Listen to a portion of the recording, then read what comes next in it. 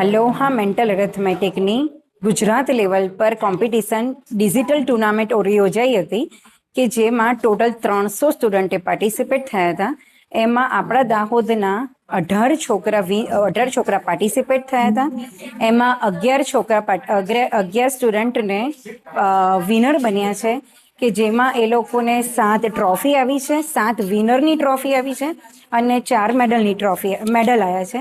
અને એના લીધે અમે લોકોએ આજે એ લોકોને ચીયરઅપ કરવા, એ લોકોનો કોન્ફિડન્સ લેવલ વધે એના માટે આજે નાનો કાર્યક્રમ યોજાયો હતો કે જેમાં લખનભાઈ રાજકોર અને શ્રદ્ધાબેન એ લોકોને એપ્રિસિએટ કરવા માટે એ પ્રોગ્રામમાં સામેલ થયા હતા. મારું નામ ડોક્ટર સંગીતા મુનિયા છે. અમે ઝાલોદથી આવીએ છીએ. મારો સન ઈધાંત મુનિયા જે હાલમાં અત્યારે સિનિયર કેજીમાં ભણે છે અને 5 યર્સનો છે. અમે જ્યારે નર્સરીમાં હતો એટલે કે 4 યર્સનો હતો ત્યારે એને અમે અલોહા સેન્ટર જોઈન્ટ કરાવેલું હતું.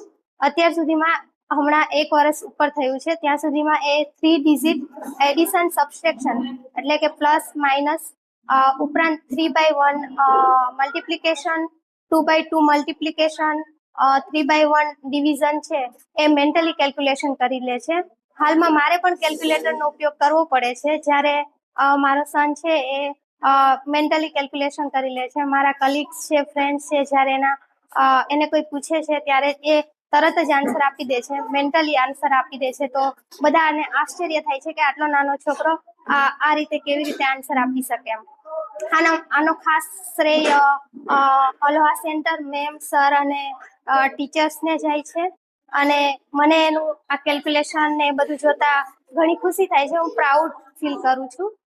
હમણાં 8 જૂને સ્ટેટ લેવલની ડિજિટલ કોમ્પિટિશન થયેલી.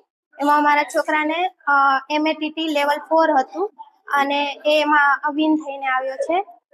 આ માટે હું સર મેમ ટીચર્સની આભારી છું અને અલોહા સેન્ટરમાં મેં મૂકો એ મારું ડિસિઝન સારું હતું.